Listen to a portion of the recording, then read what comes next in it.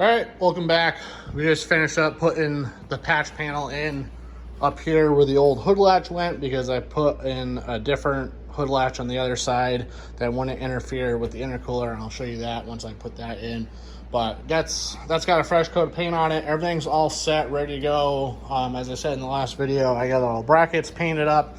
The intercooler is painted. I just gave the radiator support a fresh coat of paint, so that's all set in flat black just to help kind of blend everything in. So today's goal is going to be pretty much get the truck ready to go back to Zach's place for the rest of the work. So we'll do the tranny, the rear end, the tranny cooler, and stuff like that at his house on the lift, because obviously it's a little short in here, but all the heavy fabrication stuff is done. Once we test drive the truck, decide what we want for a turbo setup, it'll probably come back here for a short time just to fab up the intake, but that's really it. I'll show you the brackets as I put them on. I'll get the intercooler put in. You've seen those brackets made, and then I'll explain the other stuff that I made, but it should go together pretty quick.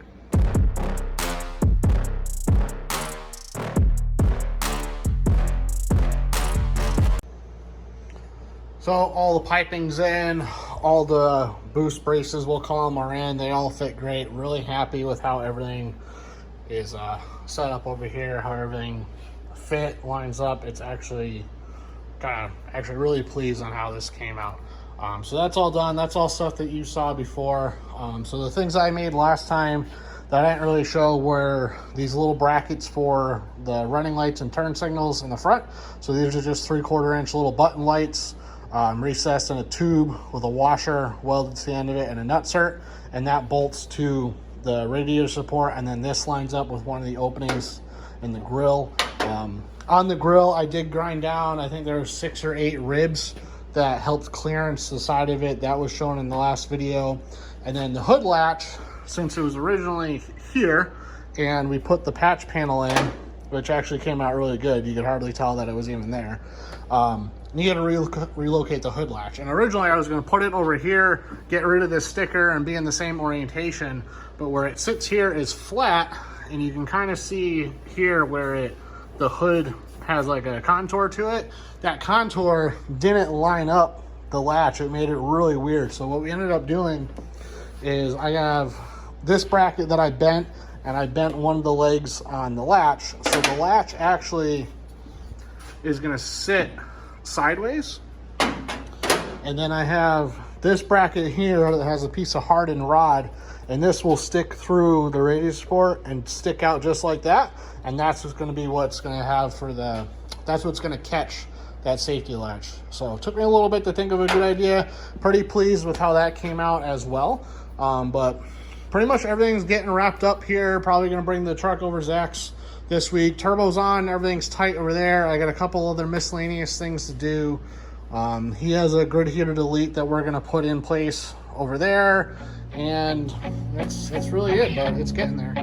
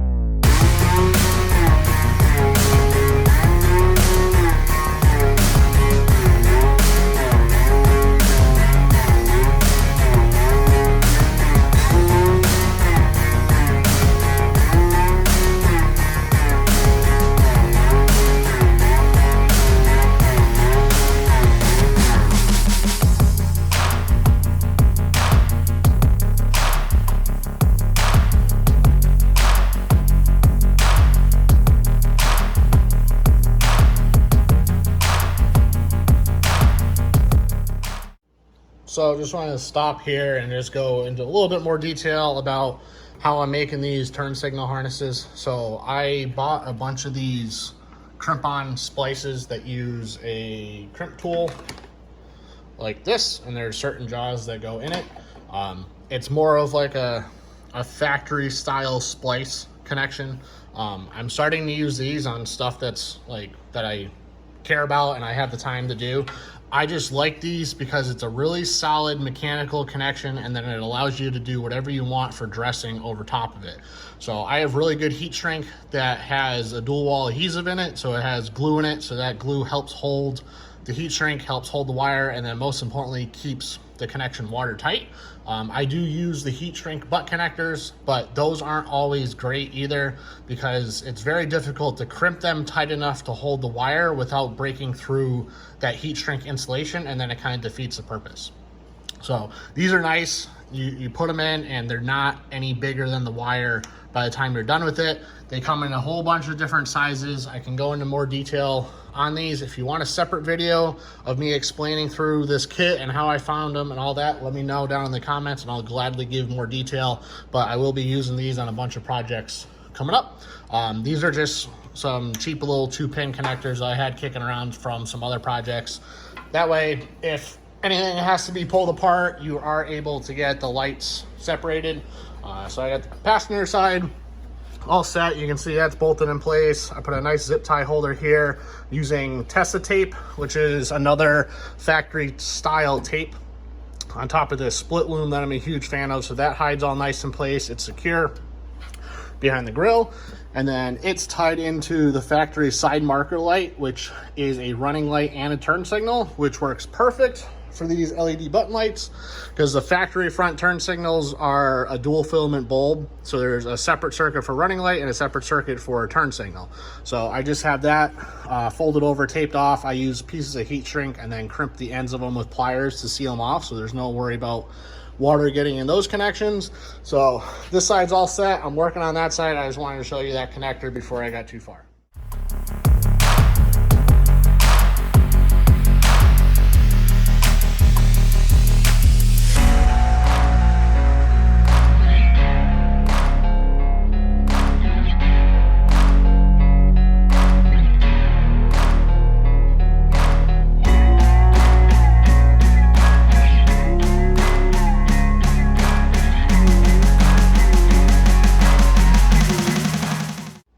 So that's pretty much a wrap for what we're taking care of right now at Talbot Industries headquarters.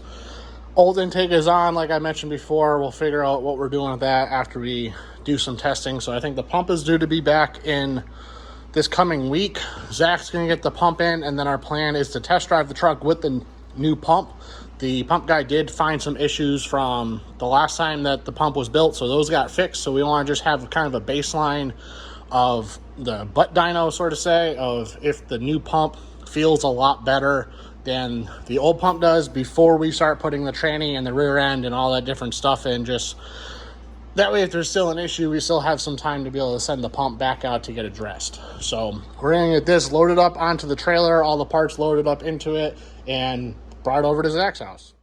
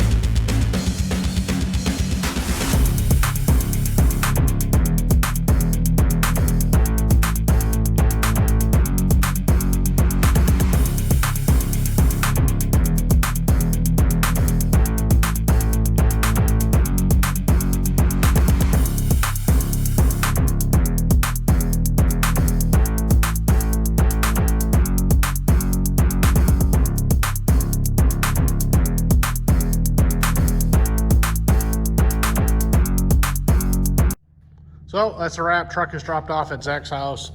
Hopefully he can get over here when he's working on it. If not, hopefully he can get some footage of getting the pump back in and stuff like that. But I'm sure I'll be over here helping him. So be on the lookout for that. Other than that, this is going to do it for this video. So thanks you guys for watching.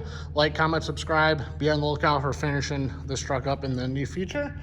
And hopefully this is going to be coming up pretty soon. A legit diesel G-Wagon. Can't wait to work on that.